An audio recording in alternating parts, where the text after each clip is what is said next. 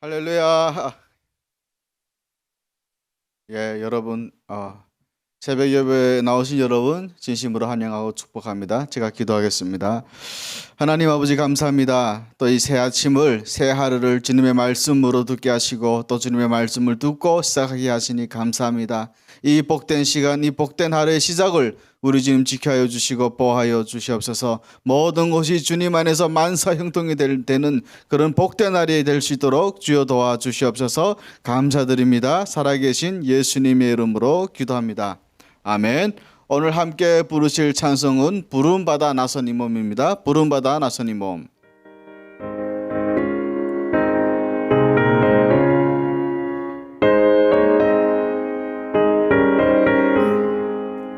부름받아 나선 이 몸 어디든지 가오리다. 괴로우나 즐거우나 주만 따라가오리니 어느 누가 막으리까. 죽음인들 막으리까. 어느 누가 막으리까. 죽음인들 막으리까. 아골골짝 빈들에도 복음 들고 가오리다.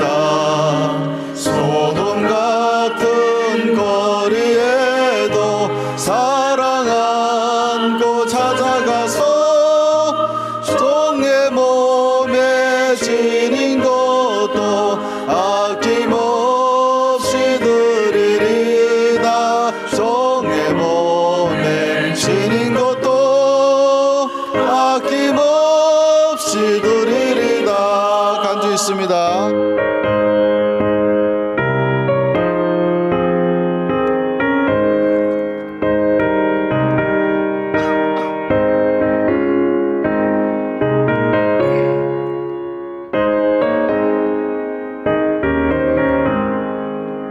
그 영광 모든 권세 주님 홀로 받으소서.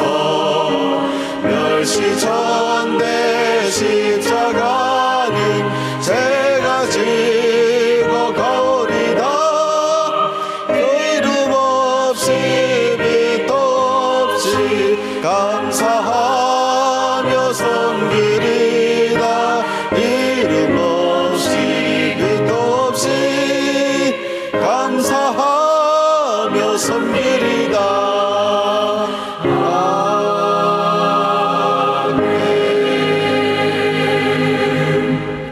아멘. 여러분, 오늘 함께 보실 하나님의 말씀은 히브리서 12장 1절에서 3절까지 되겠습니다. 3절의 말씀으로 제목은 의로운 믿음의 경주자입니다.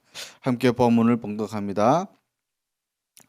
이러므로 우리에게 구름같이 들러싼 허다한 증인들이 있으니 모든 무거운 것과 얼매이기 쉬운 죄를 벗어버리고 인내려서 우리 앞에 당한 경주를 하며 믿음의 주여 또 온전하게 하시는 이인 예수를 바라보자. 그는 그 앞에서 있는 기쁨을 위하여 십자가를 참으사 부끄러움을 개의치 아니하시더니 하나님 보좌 우편에 앉으셨느니라. 너희가 피곤하여 낙심하지 않기 위하여 죄인들이 같이 자기에게 거역한 이를 참으신 이를 생각하라. 아멘. 많은 문인들에게 선구자로서의 막대한 영향력을 끼쳤던 셰익스피어라는 사람이 있었습니다. 하루는 그가 런던의 한 음식점에 들어가자 수많은 사람들이 그를 알아보고 일어나서 그에게 인사를 합니다. 그런데 그 광경을 지켜보고 있던 식당의 하인은, 그러니까 식당에서 알바를 하던 사람은 한숨을 내쉬면서 이런 말을 했다고 합니다. 같은 사람으로 태어났는데 한 사람은 많은 사람들의 존경을 받지만 나는 밥 한 끼 때우기 위해 식당에서 일을 하는 신세라니 참으로 한심하구나 하고 이런 말을 했다고 합니다. 그런데 이 이야기를 듣고 있던 셰익스피어는 그에게 다가가서 이렇게 말을 합니다. 친구여, 당신은 식당의 마당을 쓰는 것이 아닙니다. 지금 당신은 하나님께서 지으신 지구의 한 모퉁이를 쓰고 있는 것입니다. 라고 말을 했다고 합니다. 사랑하는 성도 여러분, 소명을 가진 사람에게는 귀하지 않은 일이 없습니다. 다만 자기 스스로가 지금 내가 하는 어떠한 일을 귀하지 않다고 오히려 스스로 무시할 뿐입니다. 이렇게 자신이 하는 일을 하찮게 여기고 자신의 삶을 비참하게 생각하는 사람들이 우리 주변에는 참으로 많다는 것입니다. 그래서 소명이라고 하는 것은 이러한 모든 부정적인 생각에서 벗어나 자신의 삶을 재발견하는 것입니다. 그리고 자신의 삶과 자신에게 주어진 일이 얼마나 중요한 것인지 깨닫게 하는 것입니다. 이것이 바로 소명이라고 하는 것입니다. 오늘 본문을 보시면 먼저 1절에서는 우리는 구름같이 들러선 허다한 증인을 이라는 표현을 접하게 됩니다. 여기서 말하는 증인들은 다름 아닌 바로 전 장인 11장에 나오는 믿음의 영웅들을 자칭하는 표현입니다. 그리고 놀랍게도 히브리서 기자는 이 말씀을 읽는 우리들을 그 믿음의 영웅들과 동일선상에 놓고 있다는 것입니다. 그리고 우리 앞에는 십자가의 순환을 잡으시고 영광의 위 하나님의 보좌 우편에 앉아 계신 그런 우리 주님을 우리 앞에 두고 있습니다. 다시 말해 우리는 과거 믿음의 영웅들과 지금 대회를 맞춰서 믿음의 선한 싸움을 싸워야 할 위대한 사명자들임을 알려주고 있는 것입니다. 이처럼 위대하고 영광스러운 자리에 선 사명자로서 우리는 어떻게 이를 감당해야 하겠습니까? 오늘은 소명자로서의 부르심의 가치를 깨닫고 또한 기쁨으로 그 일을 감당하기 위해 가져야 할 자세가 무엇인지를 살펴보도록 하겠습니다. 첫째로서는요, 하나님의 부르심을 확신해야 됩니다. 구세군 창시자였던 윌리엄 부스의 딸 게이트 부스는 놀라운 가마력으로 많은 사람들을 그리스도에게로 이끈 당대 최고의 설교자였다고 합니다. 근데 그분은 여자였어요. 근데 그녀가 4살이 되었을 때 그녀의 어머니는 항상 그 딸을 침대에 누이면서 다음과 같은 말을 했다고 합니다. 케이트, 너는 너 자신을 위해 이 세상에 태어난 것이 아니란다. 하나님과 다른 이들을 위해서 있는 거야. 이 세상이 너를 기다리고 있단다. 라는 말을 계속 해주었다고 합니다. 그녀는 어머니의 그런 말을 통해서 자신이 거룩한 부르심을 입었다는 사실을 확신하면서 소명을 키워나갔다고 하는 것입니다. 그리고 그 소명을 기억함으로써 인해 그녀는 자기를 온전히 준비할 수 있었고 또한 그로 인해서 훈련된 설교자, 준비된 사역자로 설 수 있었다고 합니다. 여러분이처럼 하나님의 부르심을 확신하는 사람은 거룩한 자부심을 갖고 구별된 삶을 살아갑니다. 직장인은 직장에서 정직하고 바르며 성실하게 일을 합니다. 학생은 학교에서 열심히 공부하며 약한 친구들을 돕고 늘 믿음의 학생으로서 거룩한 자존심과 자부심을 잃지 않고 살아갑니다. 주부는 빠듯한 살림살이에서도 늘 주눅들지 않고 감사하며 찬성하고 남편을 격려하고 아이들을 믿음으로 자부심과 소망을 갖고 살아가도록 교육을 합니다. 이렇게 부르심의 확신을 갖고 있는 사람은 소명자는 환경으로 인해 혹은 자신이 갖추고 있는 어떠한 조건으로 인해서 절대로 약해지지 않습니다. 불굴의 의지를 가지며 거룩한 자존심으로서 타락한 세상 속에서도 신앙의 성결을 지켜내는 것입니다. 부드러우면서도 강하면서도 겸손을 잃지 않습니다.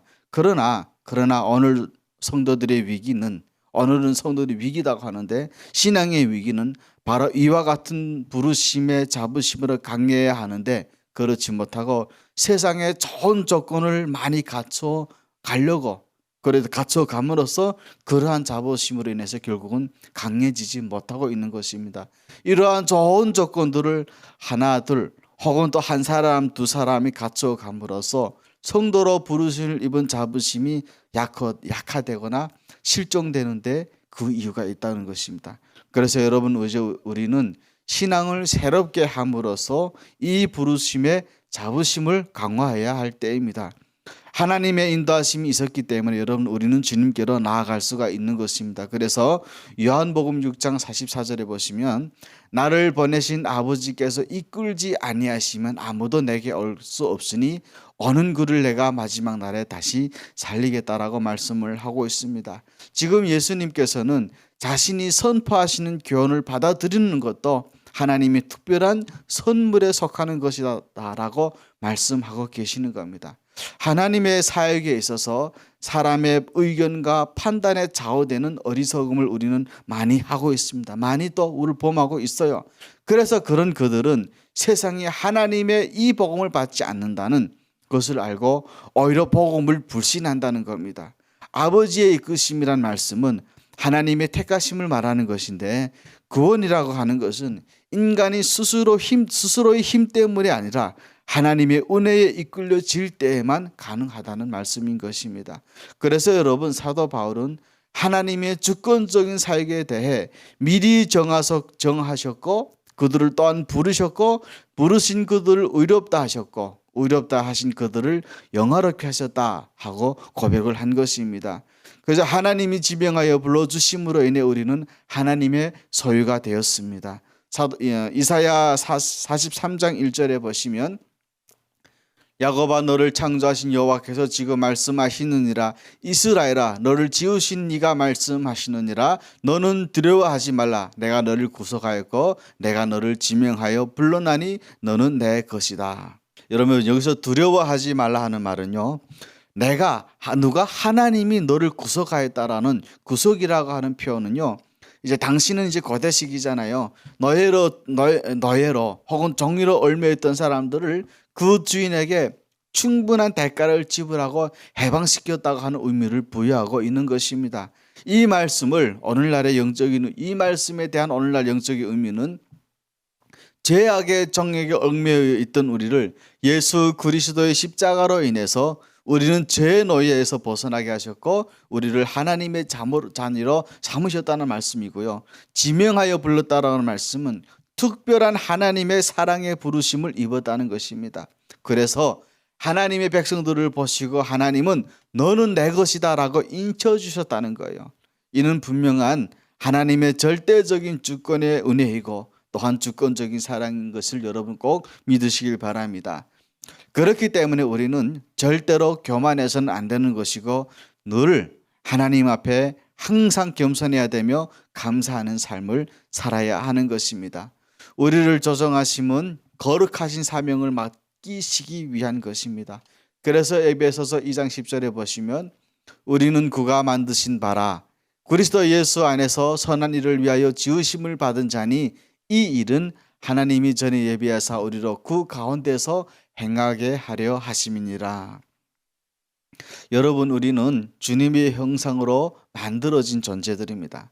그렇기 때문에 우리는 선하신 분의 말씀에 따라 선한 일을 하기에 힘을 써야 하는 것입니다. 그래서 사도 바울은 하나님의 은혜로 구원 얻은 자들은 당연히 선한 일을 위해서 항상 힘써야 한다고 주지시켜주고 있습니다. 우리 그리스도인들은요, 그리스도 예수 안에서 선한 일을 위해 지으심을 받은 자들입니다. 그래서 항상 의롭고 경건한 신앙을 지키려고 기도하며 노력해야 하는 것입니다. 이것이 어찌 보면 거룩한 백성으로서의 참된 성도의 길인 것이고 신앙 안에서의 힘쓸 요건들입니다. 특별히 경건의 모양은 있는데 경건의 능력을 부인하는 또한 그런 자들이 되어서는 결코 되지 안 됩니다. 그렇다고 해서 여러분 우리들에게 시험의 요소들이 없는 것은 아닙니다. 사탄은 때때로 우리를 믿음 생활에서 떨어지게 하려고 수없이 우리를 못 살게 합니다. 그래서 육신의 정욕, 안목의 정욕, 이생의 자랑으로 끊임없이 우리를 미혹하고 넘어뜨리려고 하고 있다는 것입니다. 이런 영적 싸움에서 여러분 우리는 맞서 싸워야 하는 것이고 이겨야 되는 것이고 또 우리 안에는 죄성과의 정태에서 승리할 수 있어야 되는 것입니다.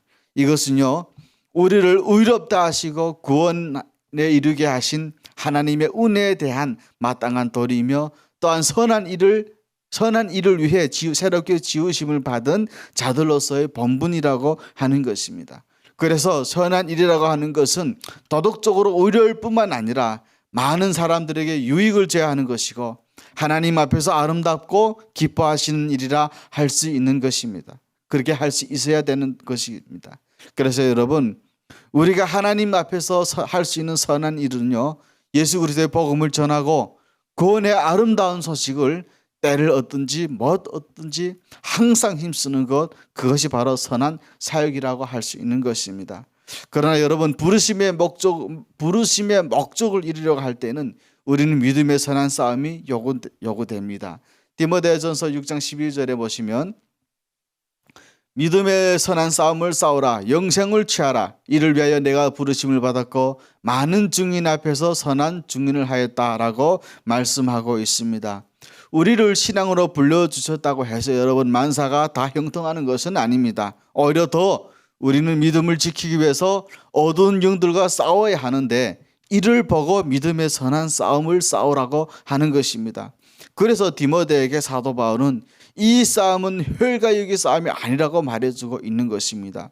그래서 사도 바울은 디모데에게 영적 싸움에서 이겨서 영생을 취하라고 말해주고 있는 것입니다. 여러분, 이것은요, 하나님께서 우리를 영생으로 부르시고 있다는 것입니다.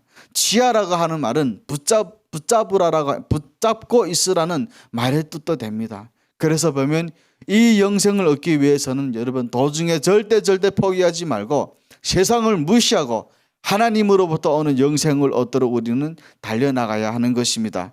그리고 우리가 부르심을 받은 목적은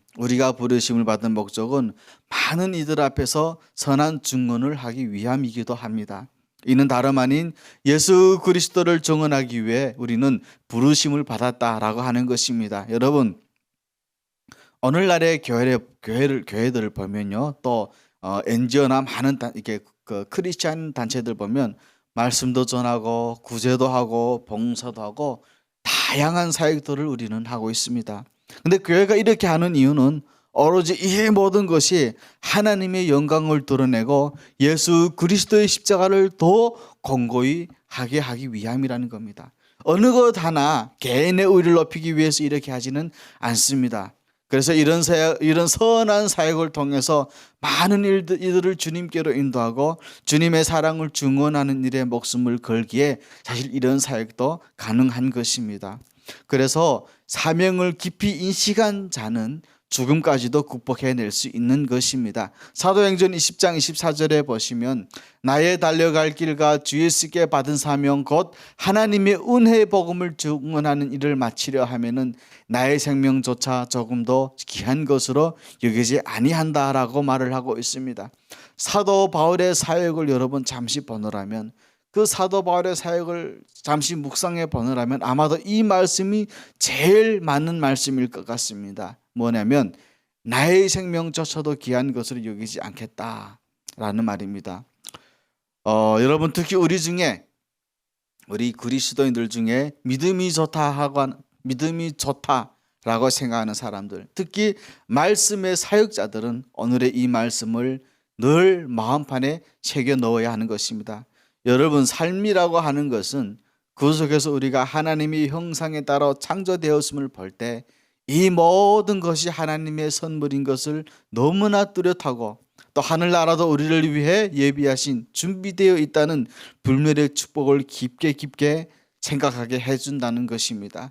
그리고 우리 주님께서는 우리의 삶 속에서 자기 자신을 통해 많은 증거들을 보여주시는 분이라는 사실도 여러분 기억하시면 좋겠습니다. 그런데 만약 우리가 생에 대한 맹목적인 애착에 의해 사로잡히게 된다는 것은 참으로 부끄러운 일이 될 것입니다. 오히려 생이라는 것 때문에, 그런 맹목적인 애착 때문에 오히려 삶을 잃게 될 수도 있습니다. 여러분, 그렇다고 해서 사도 바울이 자기 생명을 조금 더 귀한 것으로 여기지 않았기 때문이다라는 말은 아닙니다.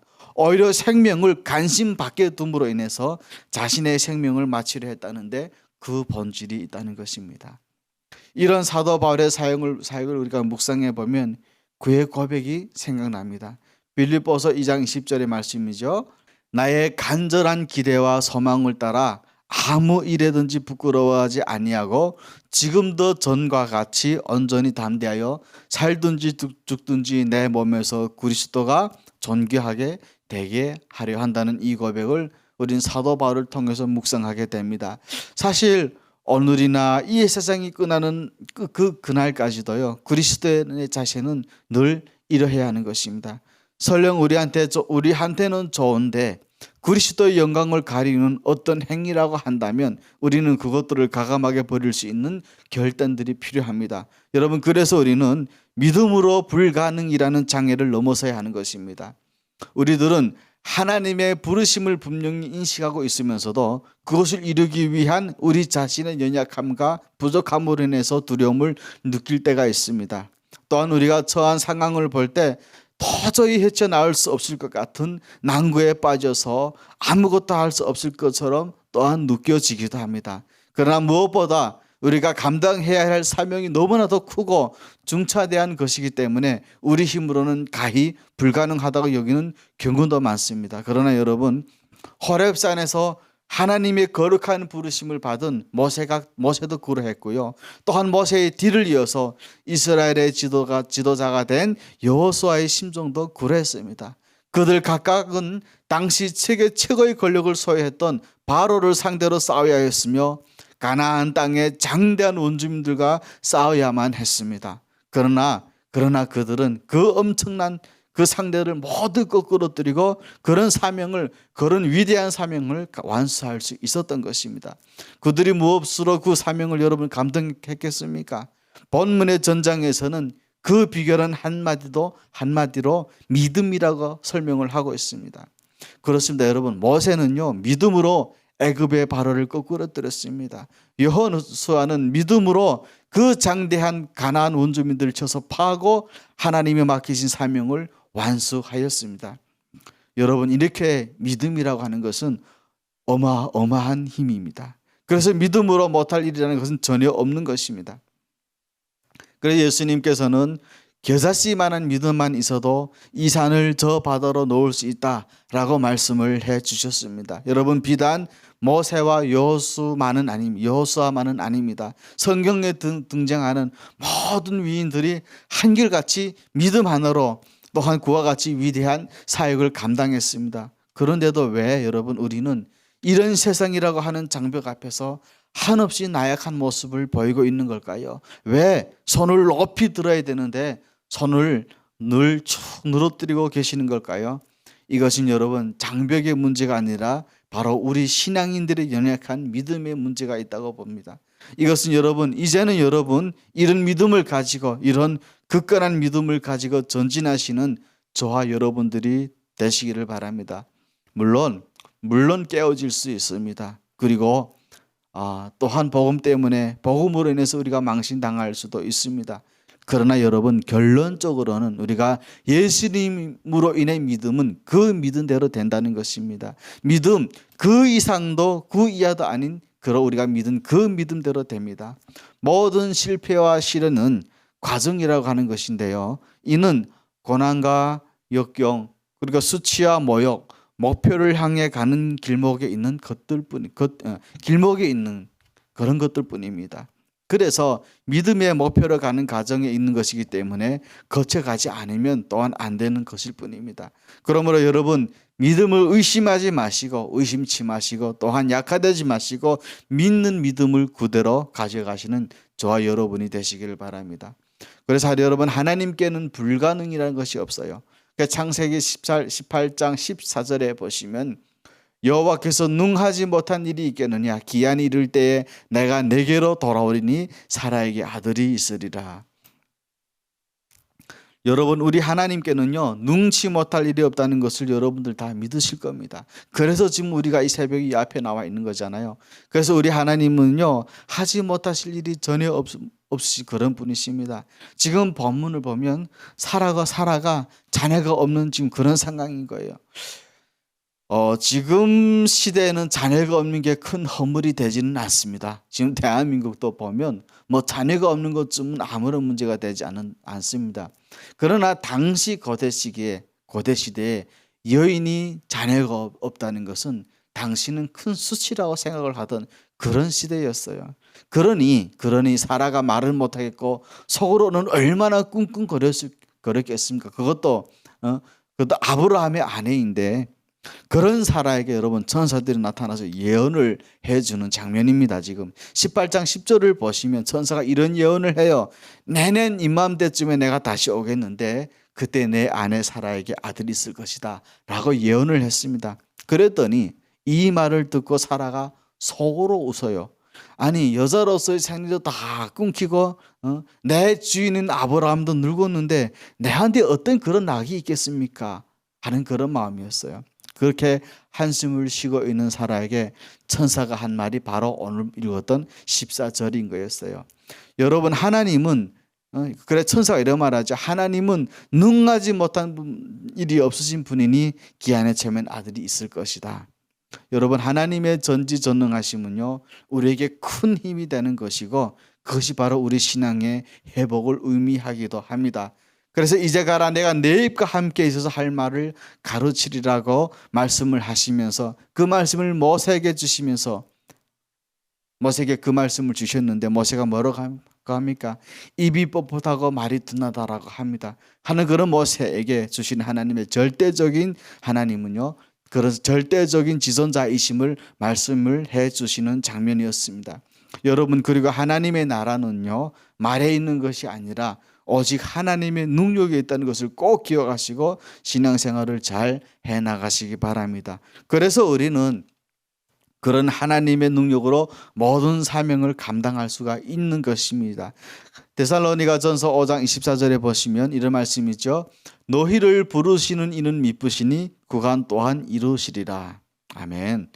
여러분 성도들의 성화라고 하는 것은 불완전한 인간의 노력과 더불어 자력으로는 성취될 수 있는 것이 아닙니다. 오로지 진실하신 하나님만이 이를 성취시키실 수가 있으신 것입니다. 그래서 우리는 하나님의 전능하심과 더불어 신실하심을 입을 때 선택과 더불어 성화와 그 이후에 있을 영화까지 이어지는 것입니다. 그래서 우리 신앙인들은 그런 하나님의 신실하심을 힘입어 이를 본받아서 하나님께 대해서나 다른 사람들에 대해서도 신실함을 가져야 합니다. 그리고 우리는 하나님의 도우심이 있기에 맡겨진 사명을 이룰 것을 확신할 수가 있습니다.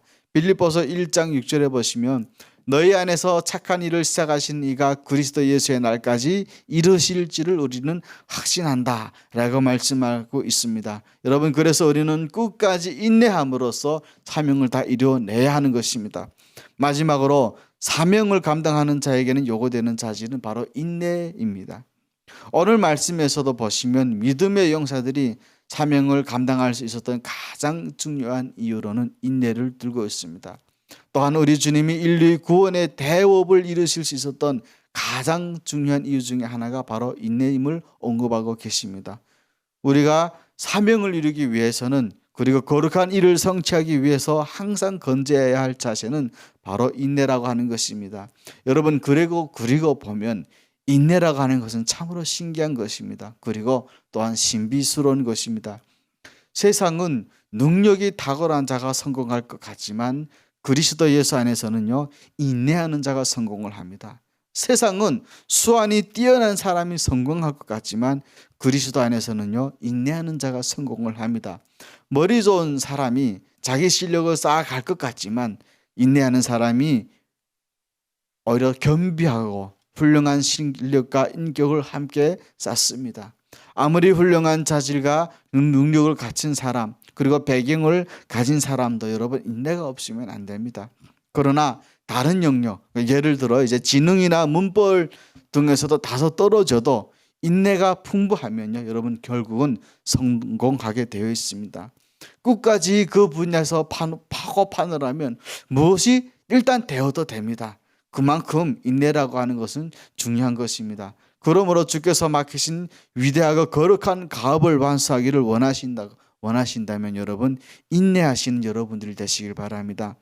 사람이 배신을 해도 참고 싸우지 마시고 여러분 인내하십시오. 망신을 당해도 인내하시는 여러분들이 되시기 바랍니다. 그리고 그 고난 속에서도 또한 인내하는 법을 배우시기 바랍니다. 그래서 성경은 우리에게 죽도록 충성하라고 말씀을 하고 계십니다.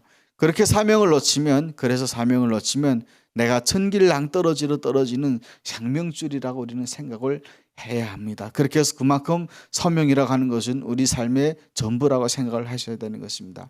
사명을 감당하다 보면 여러분 어려움이 따르지만 우리는 끝까지 그것을 견뎌내야 되는 것입니다. 마태복음 10장 22절에 보시면 또 너희가 내 이름으로 말미암아 모든 사람에게 미움을 받을 것이나 끝까지 견디는 자는 구원을 얻을 것이다 라고 말씀을 하고 있습니다. 여러분, 우리는 신앙생활을 하다 보면 의도치 않은 일에 말려들거나 또한 배신을 당할 수도 있습니다. 특히 예수를 믿는다고 하는 사람들로 인해서 오는 아픔은 일반적으로 세상에서 겪는 고통보다 더한 아픔으로 우리에게는 다가옵니다. 그러나 그렇다고 해서 신앙을 버린다거나 그런 인간들 때문에 예수님을 배반하는 행동은 하지 말아야 하는 것입니다. 여러분, 우리가 말로는 예수님처럼 자신의 십자가를 지고 가야 한다는 말을 많이 하면서도 어떻게 예수님을 믿는다고 다 칭찬을 받을 수가 있겠고 모든 사람에게 인정받는 삶을 살아갈 수가 있겠습니까? 우리가 받아야 될 칭찬이나 위로가 있다면 그것은 다름 아닌 위로부터 오는 주님으로부터 오는 은혜 안에서 그렇게 머무시는 저와 여러분이 되시기를 바랍니다. 여러분, 인간은 어디까지나 인간입니다. 그래서 인간들에게 우탁하지 마시고 그런 또 바라지도 마시고 나를 사랑하신 주님께로 향하시는 그런 저와 여러분들이 되시길 바랍니다. 그렇다고 해서 여러분 인간들과 싸우고 뭐 배신하고 경멸해라는 말은 절대 아니에요. 우리는 인간은 사랑을 줘야 되는 존재고 사랑을 해야 되는 존재고 함께 연합해서 하나님의 선을 이루어 나가야 하는 존재들이라는 사실도 기억하시길 바랍니다. 그리고 또한 인내 없이는 결실도 없기 때문에 결실을 바란다면 마땅히 우리는 인내를 이루어야 됩니다. 그래서 누가복음 8장 15절에 보시면 좋은 땅에 있다는 것은 착하고 좋은 마음으로 말씀을 듣고 지키어 인내로 결실하는 자다라고 말씀을 하고 있습니다. 여러분, 좋은 땅이라고 하는 것은요, 마음이 부드럽고 겸비하고 특히 복음을 민감하게 받아들이는 사람들을 보고 하는 말입니다. 그래서 그런 사람들은 복음에 대한 확고한 믿음이 있기 때문에 세상적인 유혹이나 욕심에도 절대로 이끌리지 않는 그런 이제 마음을 말하는 것입니다. 여러분, 그리고 우리는 말씀을 받아들일 때는 착하고 좋은 마음으로 받아들여야 하는 것입니다. 특히 열린 마음으로 늘 그 말씀들을 묵상해야 하는 것이고 베레아 사람들처럼 순수한 마음으로 말씀을 받으셔야 하는 것입니다. 결국에 이런 사람들은 인내로 좋은 결실을 맺게 된다는 사실도 기억하시기 바랍니다. 인내는 시험과 역경이라고 하는 것에서 그 효력을 발생하는데요. 이는 좋은 땅 혹은 좋은 마음을 소유한 사람 같은 것입니다. 다 같이 복음을 듣는다고 해서 다 좋은 땅에 그 뿌리를 내리는 것은 아닙니다. 오로지 복음을 확고하게 받아들이고 착한 마음으로 날마다 상고하면서 그리스도 이름으로 어려움을 당한다고 해도 인내로 결실하는 그런 복된 사람들, 이런 사람들은 결국에는 여러분 좋은 결실을 맺게 되실 줄 믿으시길 바랍니다. 그래서 환난 중에도 인내하며 소망하는 바가 이루어지는 것입니다. 로마서 5장 3절에 4절에 보시면 다만 이뿐 아니라 우리가 환난 중에도 즐거워하나니 이는 환난은 인내는 연단은 소망을 이루는 줄 압니다 라고 말하고 있습니다. 그리스도인들이 예수님을 믿으면서 신앙생활을 해가면서 착각하기 쉬운 것 중에 하나는 예수님을 믿으면 무조건 만사 형통하며 성공하게 된다는 것입니다. 만약 여러분 이 논리대로라고 한다면 하나님의 말씀에는 구주에 대한 말씀과 고아와 가부에 대한 말씀이 없어야 하는 것이 맞아요. 그러나 성경은 그렇게 말하고 있지 않다는 것입니다. 물론 그러한 축복이 하나님께서 주시고자 하면 받을 수 있어야 됩니다. 또한 받아야 되는 것도 맞아요. 그러나 성경은 대체적으로 예수님을 믿는 사람들은 이 땅에 사는 날 동안 환난을 당하게 된다고 말씀하고 계십니다. 그러시면서 그러는 이유는 세상이 예수님을 미워하고 있기 때문이고 그러다 보니 예수님을 믿는 자들이 똑같이 미워한다는 겁니다. 오히려 그래서 이 길은요, 즉각적인 영광이나 레드카펫이 쫙 놓여 있는 그런 길이 아니라 오히려 질거를 겪는 형국이라는 것입니다. 그러나 여러분, 우리는 이 모든 환난들을 견뎌낼 수 있는 것은 우리가 이 모든 환난이나 아픔을 공고나 질거를 견뎌낼 수 있는 것은 첫째로는 하나님께서 그런 환난을 인내할 수 있는 힘을 우리에게 주시는 분이시기 때문에 그렇습니다. 그래서 고린도전서 10장 13절의 말씀을 보시면 사람이 감당할 시험 밖에는 너에게 감당한 것이 없나니 오직 하나님은 미쁘사 너희가 감당하지 못할 시험 당함을 허락하지 아니하시고 시험 당할 즈음에 또한 피할 길을 내사 너희로 능히 감당하게 하신다라고 말씀하고 있습니다.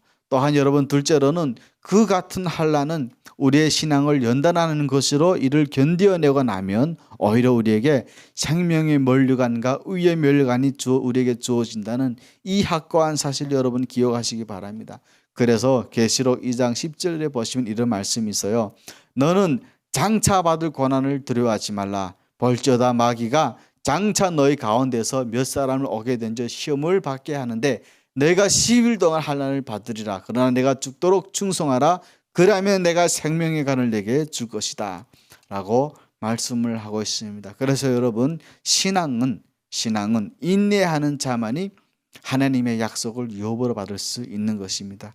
히브리서 10장 36절에 보시면 너희에게 인내가 필요하면 너희가 하나님의 뜻을 행한 후에 약속하신 것을 받기 위함이다 라고 말씀하고 있습니다. 그래서 보면 여러분, 예수님께서는 우리를 영원한 사망의 자리에서 영원한 생명의 자리로 옮겨주셨어요. 그 무엇도 우리는 그러한 그리스도의 사랑에서 끊을 수는 없습니다. 그래서 여러분, 우리는 몸은 죽여도 영혼을 능히 죽이지 못하는 자들 두려워하지 마시고 환난 가운데서도 인내할 수 있는 힘과 능력을 주시는 예수님을 더 의지하면서 오늘 하루도 순례의 삶으로 살아가시는 저와 여러분이 되시기를 예수님 이름으로 축복합니다. 자, 마지막으로 말씀을 맺겠습니다. 세상에서 가장 편한 사람이 누구인지 아십니까, 여러분? 바로 꿈이 없는 사람입니다. 왜냐하면 걱정할 것도 없고 조바심낼 것도 없고 고민할 것도 없어요. 그리고 시험을 앞둔 사람 중 가장 편안한 사람은요, 시험을 포기한 사람이에요. 그냥 발이 닿는 대로 그럭저럭 살아가는 인생이 얼마나 편해 보이고 편하겠습니까? 그러나 여러분, 꿈을 가진 사람은 편하지가 않아요. 소망을 가진 사람은 편할 수가 없습니다. 왜냐하면 그 꿈을 이루기 위해 고민하고 갈등하며 눈물을 흘리며 인내해야만 하는 것이기 때문에 그렇습니다. 그렇지만 그런 어려움 속에서도 하나님의 부르심을 확신하는 그런 성도들이 되십시오. 그런 신앙인들이 저와 여러분이 되시길 바랍니다. 하나님은 불가능을 가능케 하시는 분이심을 믿는 그런 믿음의 성도가 저와 여러분이 됩시다. 그리고 끝까지 인내하신 저와 여러분이 됩시다. 그러므로 인해서 하나님의 주시는 사명을 완수하고 하나님의 영광과 약속에 참여하는 그런 하나님 주의 거룩한 종들이 되시기를 예수님 이름으로 축복합니다. 여러분, 우리가 이 시간 함께 좀 기도하겠습니다. 하나님, 그러므로 인해서 우리가 하나님의 나라에 참여할 수 있는 주의 종들이 될 수 있도록 주님 도와주십시오. 골고다의 언덕에 올라가시는 예수님의 십자가를 매일매일 묵상하면서 우리에게 우리 마음으로부터 오는 모든 쓴뿌리들을 북한에서 받았던 그 모멸감, 그 아픔, 모든 그 쓴뿌리들을 예수 그리스도 이름으로 제거되게 주님 도와주시옵소서. 그리고 부르심을 받은 자들로서의 합당한 삶을 살아가는 우리 하나로 드림 공동체가 될 수 있도록 도와주십시오. 여러분, 주여 한번 외치고 기도합니다. 주여, 주여. 하나님 아버지 감사합니다. 오늘도 말씀을 통해서 의로운 믿음의 경주자로서의 삶을 살아갈 수 있도록 도와주심을 감사합니다. 하나님, 죄로 인해 죽을 수밖에 없던 우리들을 하나님의 나라에 참여할 수 있도록 거룩한 부르심으로 우리를 불러주셔서 감사합니다. 하나님의 그런 은혜가 없었다면, 하나님의 절대적인 은총이 없었다면 하나님, 우리가 어떻게 이 세상을 주님의 이름으로 살아갈 수가 있었겠습니까? 세상 멸시, 천대, 하나님 배신을 당하며 온갖 세상 불과 속에서 위험을 다 받았던 저희들을 하나님의 거룩한 자녀로 하늘의 천군 천사들과 함께 더 위대한 자들로 만들어주신 그 하나님 은혜를 생각하면 하나님, 우리는 감사하지 않을 수가 없고 우리는 하나님 앞에 머리를 숙일 수밖에 없는 그런 존재들입니다. 하나님, 우리가 부르심을 받은 자들이라면, 그런 부르심을 받은 자들로서의 그리스도인들의 합당한 삶을 살아갈 때 우리 하나님, 우리와 함께 동행하여 주셔서 하나님, 우리들로 인해서 모든 영광 오로지 주님을 위해 드릴 수 있는 그런 하나님의 거룩한 자들로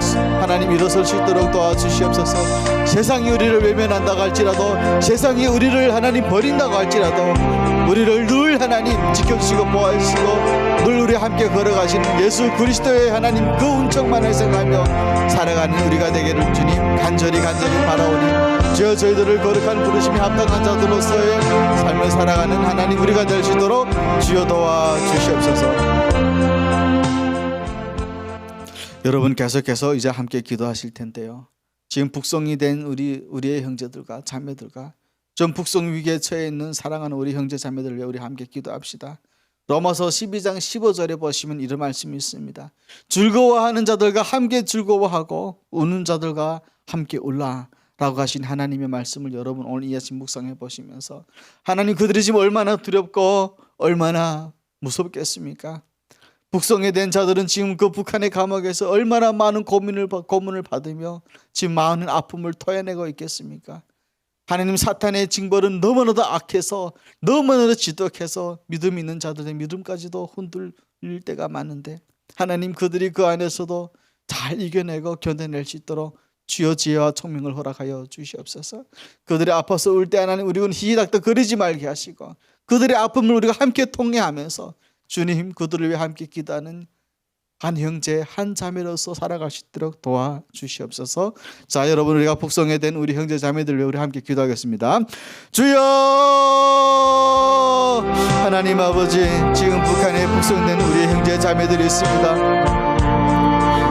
하나님, 우리가 그들 위해서 무엇을 해줄 수가 있겠습니까? 아무리 생각해봐도 하나님, 우리는 그들 위해 할 수 있는 것이 그들과 함께 울고 그들과 함께 웃어주는 것밖에는 또 없더라고요.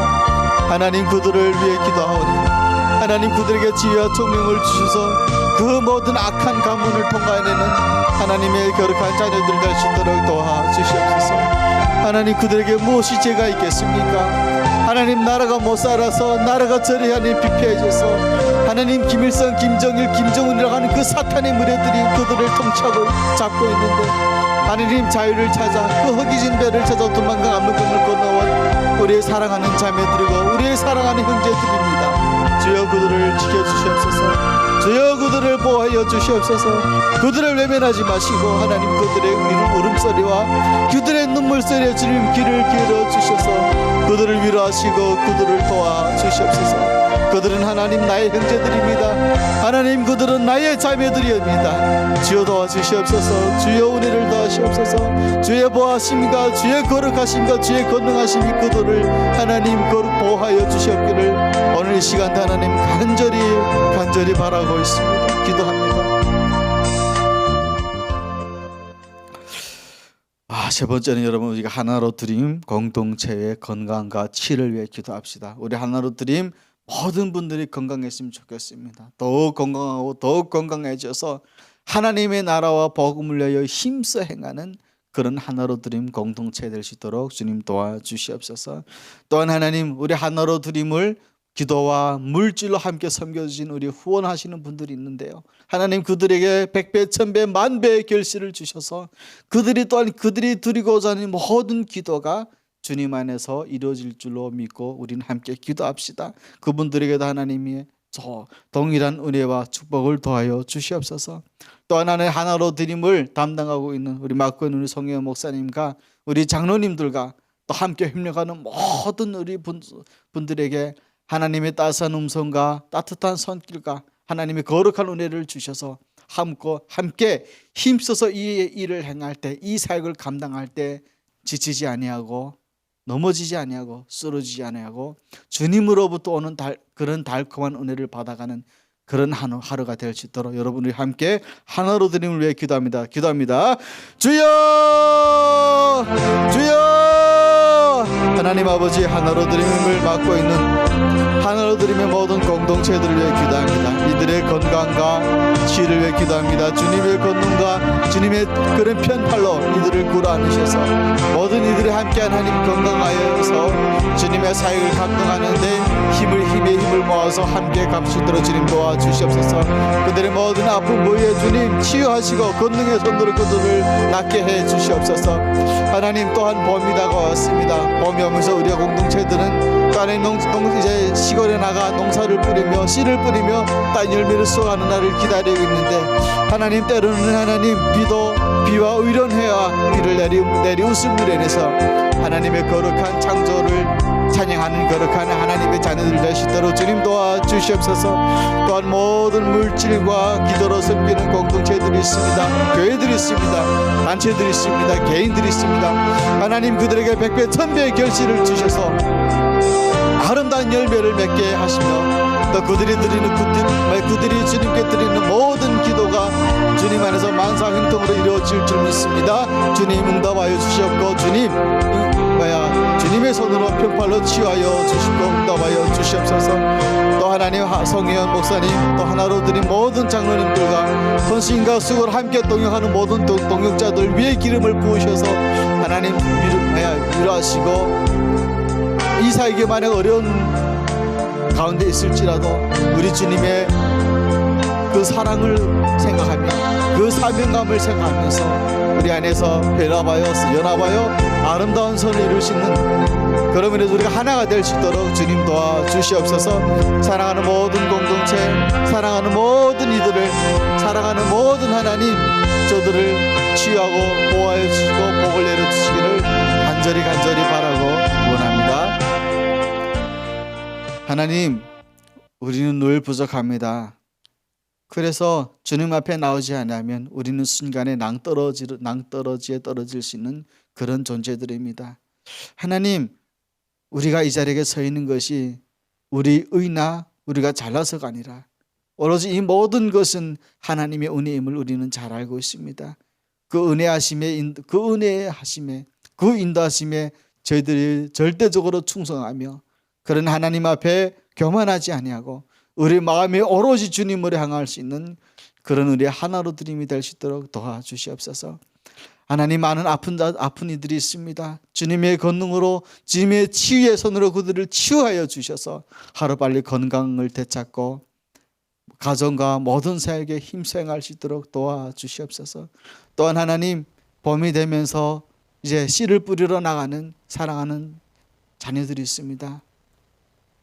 그들에게 비와 해를 때때로 계절에 맞게 하나님 비춰주시고 내려주셔서 하나님이 창조 질서를, 창조의 그 모든 순리를 생각하며 늘 하나님께 찬양하며 기뻐하는, 기도드리는 그런 자녀들이 될 수 있도록 주님 도와주시옵소서.